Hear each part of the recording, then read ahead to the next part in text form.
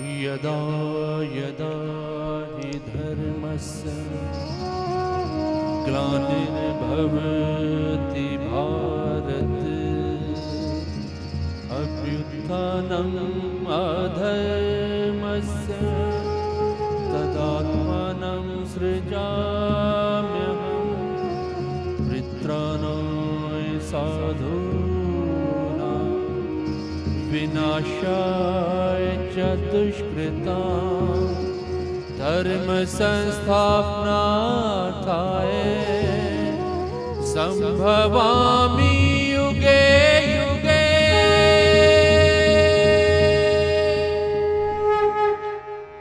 जय श्री कृष्ण, जय श्री कृष्ण।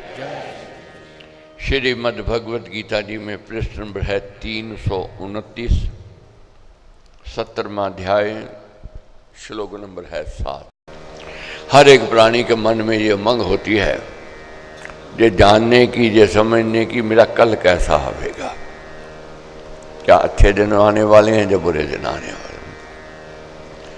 अगर सात्विक वृत्ति है, सज्जन का संत का संग मीठा लगने लग जाए, अपने आप को तराशने को मन करे, अपने आप को बनाने को मन करे, समझ लो कल अच्छा आने वाला है, इसको कोई रोक नहीं सकता है। अगर कुसंग अच्छा लगे, बुरी संगति अच्छी लगे, बुरे विचार हों और बुरा व्यवहार बुरा स्वभाव हो, तो समझ लो बुरे दिन आने वाले हैं, इसको कोई रोक नहीं सकता है। बड़भागी हैं हम लोग, संतों का संग और सत्संग मिल रहा है, क्योंकि महापुरुष का संग सुहाना है, पुण्य कर्म परिणाम बखाना। महापुरुषों का संग पुण्य कर्मों से मिलता है। महान यज्ञ में सम्मिलित होने का अवसर मिला, एक पुण्य कर्मों का फल है। तप की, तपस्या की, साधना की, स्वाध्याय किया, ज्ञान की बढ़ोतरी की। अब अपना आत्म निरीक्षण करते आ रहे हैं हम लोग कि हम कहाँ हैं, कौन सी परिस्थिति, कौन सी स्थिति में हैं, अच्छे हैं जब बुरे हैं, जब मध्यम में बैठे हैं। अभी कहीं किसी से पूछने की जरूरत नहीं है कि मैं कैसा हूं, अपना अंदर अपना भीतर बतावेगा मैं कैसा हूं, क्योंकि बाहर से भीतर प्रबल है। बाहर की सुंदरता अलग है, मगर भीतर की सुंदरता को हमने लेकर के आना है। सो सुंदर जैसे जन सराहे, उसको सुंदर कहा है जिसकी जन सराहना करता है, जन प्रशंसा करता है। तो वीर वो जिसकी जन बाहें, जिसकी जन बाहें हैं वह वीर है। अध्यात्म ज्ञान हुआ है। कोई कहे कि मेरे को किसी की जरूरत नहीं है, मैं अकेला ही काफ़ी हूँ, वह अज्ञानी है, ना समझ है। हर पल, हर अक्षण, हर क्षेत्र में, व्यापार में, व्यवहार में, परिवार में, किसी भी क्षेत्र में देखो, एक दूसरे की सहायता की जरूरत है। एक दूसरे के बिना नहीं रह सकते हैं। प्यार को बनाना है, प्यार को बांटना है, अच्छा बनना है, अच्छा बन के दिखाना है, अपने आप को भी तराशना है, दूसरों को भी सही दिशा की ओर ले जाना है। 3 प्रकार की वृत्तियां कही गई हैं, सात्विक, राजस और तामस। कल हमने अध्ययन किया था तामस में कौन से अवगुण हैं, रजोगुण में क्या है और सत्वगुण में क्या है। सत्वगुण सुख की ओर ले जाता है, रजोगुण दुख की ओर ले जाता है। अगर रजोगुण बढ़ रहा है तो सुख का आना निश्चित है, अगर रजोगुण बढ़ रहा है तो दुख का आना निश्चित है। सत्वगुण सुख की ओर ले जाएगा, रजोगुण दुख की ओर ले जाएगा। अब कैसे जाने, कैसे पहचाने हम सत्वगुणी हैं या रजोगुणी हैं या तमोगुणी हैं। न हमारे को मिलने वाला प्रिया मित्र या साथी सहयोगी वह सत्वगुणी है या रजोगुणी है या तमोगुणी है।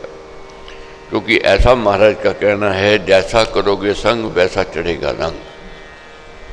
जैसा संग करेंगे वैसा रंग चढ़ेगा। अब संग किसका करना है? सत्वगुणी का करना है। अगर सत्वगुण नहीं चाहिए, सत्वगुण की बढ़ोतरी चाहिए। अब क्या पहचान है सत्वगुण की, रजोगुण की, तमगुण की? इसका अध्ययन अब हम करने जा रहे हैं।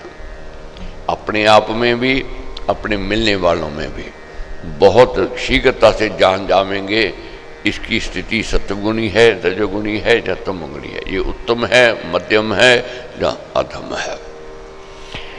329 प्रश्न नंबर 17वां अध्याय श्लोक नंबर 7। सब मनुष्य को भोजन भी 3 प्रकार का प्रिय होता है। अब कहेंगे भोजन तो भोजन है, 3 प्रकार का कैसे हुआ? अपने अपने व्यवहार, अपने अपने स्वभाव के अनुसार भोजन प्रिय होता है, अच्छा लगता है। और ऐसे ही यज्ञ, तप और दान भी है। यज्ञ भी 3 प्रकार का है, तप भी 3 प्रकार का है और दान भी 3 प्रकार का है। और कोई कहेगा दान तो दान है, तप तो तप है, तो यज्ञ है, इसमें अलग अलग पृथक पृथक क्यों कहा, ये आगे विस्तार से समझाया है।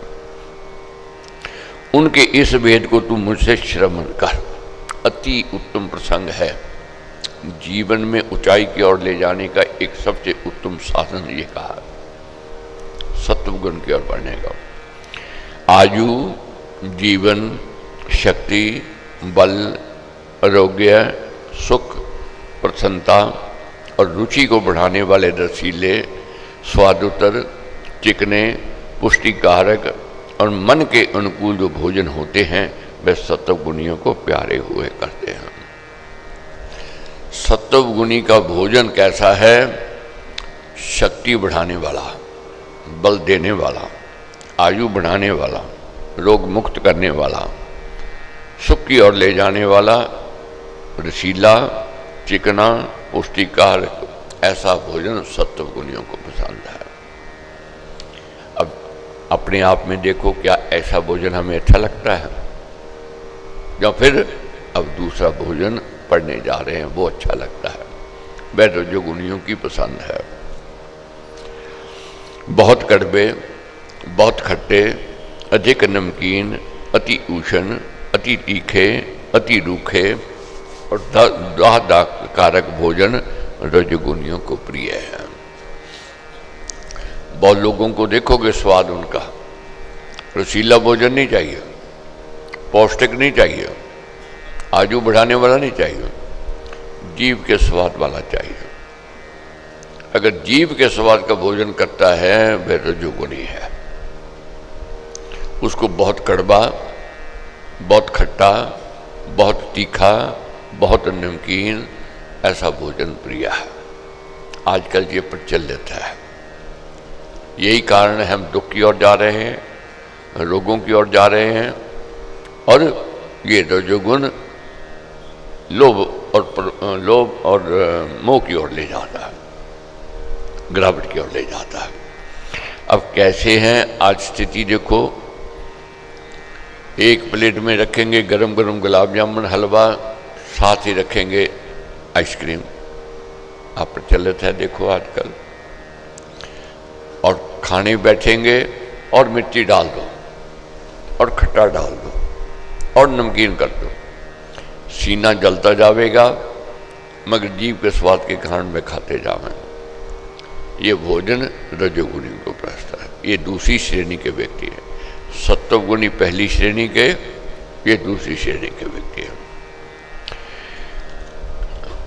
और ये दुख देने वाले हैं। ये भोजन शोक और रोग देने वाले हुआ करते हैं। रजोगुणी भोजन जो होता है दुख को निमंत्रण देता है, शोक की ओर ले जाता है और ये दुख देता है। और तीसरा भोजन कौन सा है? ये तमोगुणियों को पसंद है। पहर भर से पड़ा हुआ बहुत ठंडा, जिसका रस बदल गया हो, दुर्गंधित, बासी, जूठा और जो मैला हो वह भोजन तमोगुणियों को प्यारा होता है। तमोगुणी कौन है? आलसी है, प्रमादी है। जो मिल गया बासी कौन बनावेगा ताज़ा, कोई बात नहीं, 2 दिन का पड़ा कोई बात नहीं, ठंडा है कोई बात नहीं, रस स्वाद बदल गया तो कोई बात नहीं, क्यों कोई बात नहीं। अब कौन उठे, कौन पकावे, कौन बनावे, आलस्य में है। जब ताश की बाजी चल रही है, जुए की बाजी चल रही है, तो कौन जावे। और ऐसी क्या है, एक ही प्लेट में 10 आदमी खा रहे हैं, कोई जूठे की परवाह नहीं है। ये तमोगुणी है। मैं खाने में बैठे हैं, शराब पी रहे हैं, एक ही गिलास में सब एक एक करके रस ले रहे हैं, ये तमोगुणी है। तमोगुणियों की ये पहचान है, ये समझ लेना है। सत्वगुणी की पहचान भी है, रजोगुणी की। अब किसी को जानना हो कि भी इस पर भरोसा करना है या नहीं करना है, इसे नज़दीकी करनी है या नहीं करनी है, कहीं किसी से पूछने की जरूरत नहीं है। कुछ दिन उसको ध्यान से देखते जाओ, इसका खाना पीना पहनना कैसा है, आपको उसके व्यवहार, उसका स्वभाव, उसके विचार पता लग जाना। चुपचाप देखते रहो कि ये कैसा भोजन करता है, कैसा इसको रस इसमें आता है। अगर आयु बढ़ाने वाला भोजन करता है, ताज़ा भोजन करता है और चिकना भोजन करता है, ये सत्वगुणी है, ये कभी धोखा नहीं देवेगा, ये उत्तम व्यक्ति है, ये प्रभु से डरने वाला है, प्रभु में आस्था रखने वाला है, प्रभु में विश्वास रखने वाला है, और इससे डरने की बात नहीं है। ये साथ देने वाला है और साथ रहने वाला है, धोखा देने वाला नहीं है। अब रजोगुणी, जिसका भोजन बहुत खट्टा, बहुत नमकीन, बहुत तीखा, बहुत कड़वा, ठंडा या बहुत गर्म, अगर उसको ये स्वाद लगता है, वह जीव का स्वाद नहीं है, चटकीले भोजन खाने वाला है, ये रजोगुणी है। रजोगुण के अंदर लोभ भी आवेगा, वह छल भी करेगा, वह कपट भी करेगा, वह द्रोह भी करेगा। उस पर भरोसा करना मुश्किल है, क्यों वह लोभी है, वह स्वार्थी है। रजोगुण लोभ किया जावेगा, स्वार्थ किया जावेगा। अब तीसरा भोजन है, अगर देखते हैं उसको कोई झूठ की परवाह नहीं है, बासी खा रहा है, दुर्गंध देने वाला है, खा रहा है, तो समझ लो ये कभी भी किसी समय भी ये डुबो देवेगा, ये अज्ञान में जीवन है, कभी भी ये बर्बादी की ओर ले जाएगा। तो इसलिए प्रभु क्या कहते हैं, ऊपर कहे तीनों प्रकार के भोजनों की पहचान बड़ी सरल है, पहचान बड़ी सरल है और सच्ची है और सर्वमान्य है। इसलिए देखो, किसी से भी आप रिश्ता जोड़ना चाहते हो, किसी से भी प्यार बढ़ाना चाहते हो, किसी से भी नज़दीकी करना चाहते हो, आप भोजन से पहचान जाओगे उसके व्यवहार, उसके स्वभाव और उसके विचारों। ये सरल है और सच्ची है और सर्वमान्य है पहचान। और इसी प्रकार यज्ञ भी 3 प्रकार का कहा गया। यज्ञ के फल की कामना न करने वालों द्वारा जो यज्ञ विधि सहित कर्तव्य समझकर और मन को एकाग्र करके किया जाता है, वह सात्विक है। अब हम यज्ञ कर रहे हैं, कितने दिनों से यज्ञ में सम्मिलित हो रहे हैं। अब जानना है कि हमने सात्विक वृत्ति लेकर के आए थे या राजस लेकर के आए थे या हमारी तामस वृत्ति है। क्या कोई परिवर्तन आया या नहीं आया, क्या पहले जैसे वैसे के वैसे हैं या पीछे से अच्छे हैं, जानना है। अब यज्ञ है, अगर विधि सहित किया जाता है, कर्तव्य समझ करके, मेरी ड्यूटी है, मेरा फर्ज है, मेरे को मानव जन्म मिला है, मैं ज्ञान की बढ़ोतरी करूं, मैं अच्छा बनूं, अच्छा बन के दिखाऊं।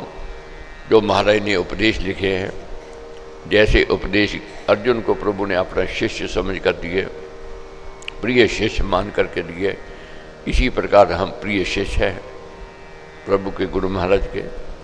उनके दिए हुए वचनों का अध्ययन करके, मनन करके, चिंतन करके, सुन करके, सुना करके अपने ज्ञान की बढ़ोतरी कर रहे हैं। ये ड्यूटी समझ करके, कि मैंने अच्छा बनना है, मेरे को दिखावा नहीं है, आडंबर नहीं है, मेरा लोक परलोक सुधर जावे, ये भाव है। मुक्ति की ओर जाना है, मोक्ष की ओर जाना है, ये मेरा भाव है। ये यज्ञ सात्विक है और मन को एकाग्र करके किया जाता है, ये सात्विक है। अब मन तो भागेगा ही भागेगा, मन को टिका करके ये ज्ञान यज्ञ जो है सबसे कठिन यज्ञ है और सबसे उत्तम भी है। जिसको इसमें रुचि आ गई, समझ लो जीवन में परिवर्तन निश्चित है, अटल है, कोई रोक नहीं सकता है। बाकी तो कथा कहानियां हैं, इसमें कोई कथा कहानी नहीं है, इसमें उपदेश है। जीवन में निखार कैसे आवे, ऐसे उपदेश दिए गए हैं। मैं कौन हूं और मेरा कौन है, इससे ज्ञान होता है, इससे समझ आती है। शरीर नाशवान है, आत्मा अमर है, अजर है, ये इसमें ज्ञान है। अधिकतर लोग, हम लोग अज्ञानता से देह को ही सब कुछ मान रहे हैं, मगर बहुत चंद बिरले लोग होते हैं ये जानते हैं कि आत्मा अलग है और देह अलग है, दोनों पृथक पृथक है। आत्मा अमर है, अजर है, कल भी थी, आज भी है और कल भी रहेगी। शरीर कल नहीं था, आज है, कल नहीं रहेगा। आत्मा को अग्नि जला नहीं सकती, बाजू सुखा नहीं सकती और जल इसको भिगो नहीं सकता है। ये जो है आत्मा परमात्मा का अंश है और उसका रूप है। तलवार इसको काट नहीं सकती, कोई कितना यत्न कर ले। देखने में नहीं है, केवल ज्ञानी अनुभव कर सकता है, समझ से, ज्ञान से। परंतु हे भरतश्रेष्ठ, जो यज्ञ फल का उद्देश्य रखकर और दिखावे के लिए किया जाता है, ये यज्ञ को तू तामस जान, राजस जान। यज्ञ तो किया मगर कामना लेकर किया है। अब प्रभु कहते हैं पहले पीछे पढ़ते आ रहे हैं हम लोग, कोई भी शुभ कर्म करोगे उसका फल तो मिल जाना ही जाना है, मांगने की जरूरत नहीं है, कहने की जरूरत नहीं है।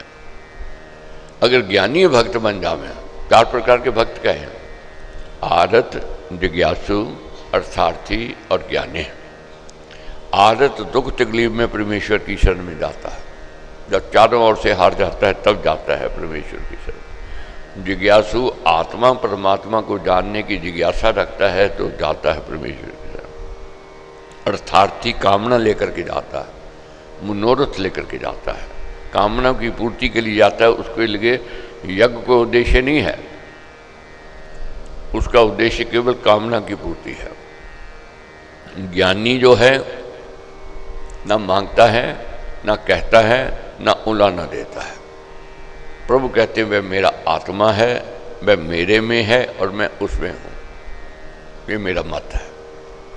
हमने ज्ञानी भक्त की ओर जाना। मांगना है, मांगने की भी विधि है कि मेरी प्रार्थना, मेरी अर्जी, आगे आपकी मर्जी।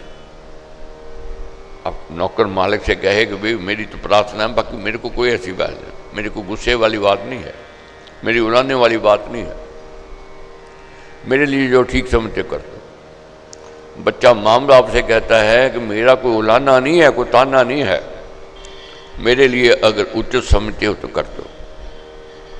माँ बाप गदगद हो जाते हैं, मालिक गदगद हो जाता है। इसी प्रकार जब भी यज्ञ करना है, जब भी संत शरण में जाना है, जब भी ठाकुर द्वारे जाना है, यही कहना है मैं आपकी शरण में आया हूँ, जैसे आपकी रजा में मेरी रजा, मेरे को शक्ति दे दो, मेरे को भक्ति दे दो। और जो उद्देश्य रख करके यज्ञ करते हैं वह तामस है, राजस है, या फिर दिखावे के लिए कि लोग मेरे को कहें कि देखो ये कितना तपस्वी है, देखो ये तीर्थों में जाता है, देखो ये संतों के पास जाता है और ये यज्ञ में जाता है। अगर ये विचार है तो राजस भाव है।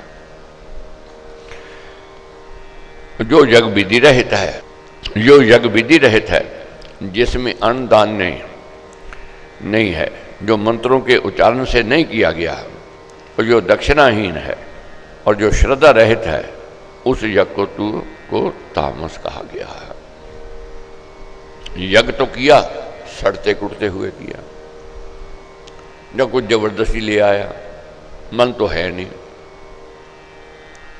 और बैठ गए जग में, ध्यान कहीं और है, मन कहीं और है, किसी को खुश करने के लिए आ गए, या फिर यज्ञ किया विधि सहित नहीं किया, अनादर करते हुए किया, और मंत्रों का उच्चारण नहीं है, और जिसमें अन्नदान नहीं है और दक्षिणा नहीं है। अब आप कहेंगे जी अन्नदान दक्षिणा हम भी करेंगे, वे सब लोग मिलकर अन्नदान और दक्षिणा दान ये जरूरी है। अब हमने 3 यज्ञ किए हैं,